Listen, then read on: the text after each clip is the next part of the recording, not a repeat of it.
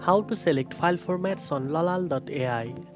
First of all, head to the official website by typing Lalal.ai in the address bar.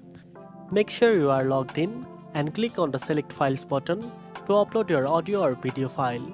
Browse your device, choose the file you want to process and click Open to begin uploading. After the file is uploaded and processed, you will be taken to the preview section where you can listen to the separated tracks. Below the preview, look for the Split in Full button and click on it.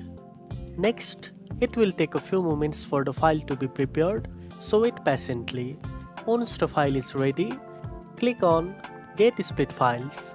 Keep in mind that in the free version, there is no option to download files. You will need to subscribe to a paid plan. After subscribing, you can choose from formats like MP3, OGG, WAV, FLAC, AIFF, ACC, and others, depending on what Lalal.ai offers for that specific task. Select your desired format, then click the download button to save the file in your chosen format to your device. And that's it. Now you know how to select file formats on Lalal.ai. If you found this video helpful, don't forget to like, share, and subscribe for more tech tips. Thanks for watching, and I'll see you in the next one.